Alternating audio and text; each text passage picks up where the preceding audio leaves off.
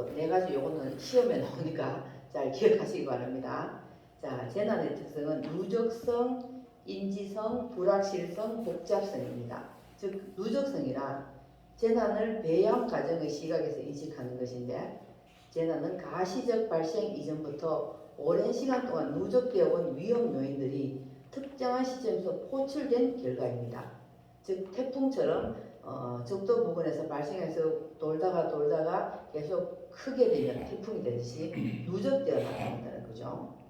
그 다음에 인지성인데, 인지성이란 위험의 객관적인 사실과 주관적인 인지의 불일치입니다. 그 객관적인 정량적 자원과 주관적 차원간의 불일치, 예를 들면 시랜드 사고 같은 경우에 건물은 단순히 비, 눈 등을 피할 수 있는 피할 수 있는 도구인데도 불구하고 이것이 위험하리라고 인지를 할 수가 없는 거죠. 이게 우리가 건물이 붕괴가 됐다는 걸 인지를 할 수가 없는 상태에서 재난이 발생하기 때문에 재난의 특성 중에 인지성이 들어갑니다. 그 다음에 세 번째, 불확실성입니다. 재난은 언제나 기존의 특성이 변할 수 있고 그에 따라 위기관리 조직도 정상적인 대응에는 한계가 있으므로 선례가 없는 조치들을 취할 수밖에 없습니다. 선형적 기계적인 과정만을 따르는 것이 아니라 비선형적이고 유기적이고 혹은 진화적인 과정이 따라올 수도 있습니다. 즉 재난은 어떻게 나타날지 불확실성이라고 보시면 됩니다. 그 다음에 특성 중에서 복잡성. 재난은 복잡성입니다.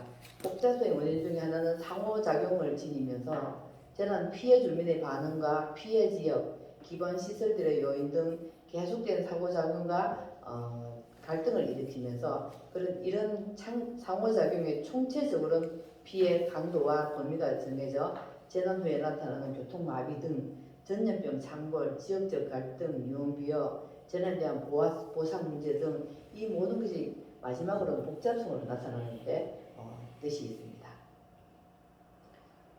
그 다음에 이제 이 재난에 이제 발생하면은 우리가 대응할 수 있는 네 가지 단계가 있습니다. 어떤 단계가 있냐면 예방 단계와 준비, 대응, 그 다음 복구 단계가 있습니다.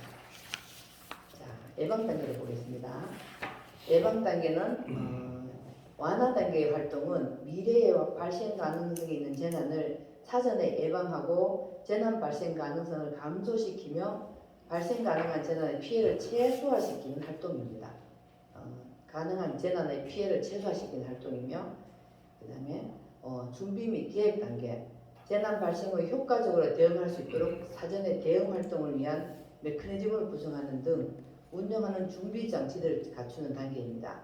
적절한 재난 안전 계획을 수립, 대응 자원에 대한 보강 작업, 비상연락망, 통신망을 정비하여 유사시 활용할 수 있는 경보 시스템을 구축하는 것이 중요합니다.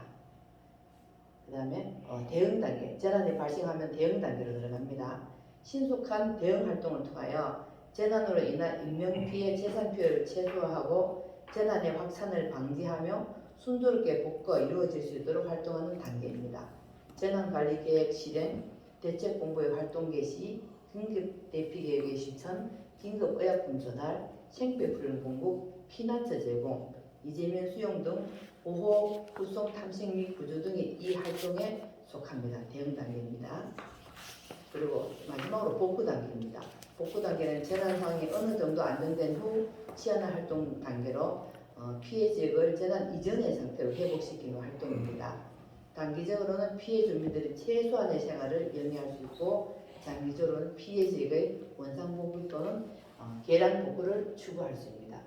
이로써 재난은 준비 단계, 예방 단계, 준비 단계, 대응 단계, 복구 단계까지 네 단계로 나눠주겠습니다. 자, 그리고 재난이 발생하면 안전 책임관이 운영됩니다. 안전 책임관이란 재난 및 안전관리를 실질적으로 총괄하는 지위에 있는 사람으로 임명을 합니다. 학교의 경우 학교의 교장이나 교감 등입니다. 안전 책임관 역할은 재난 및 안전사고 발생 시 현장을 총괄적으로 지휘하는 책임자로 말할 수 있습니다. 관할 범위 내 재난 안전 조절의 역할을 하고 그 재난에 대한 책임자라고 볼 수가 있죠.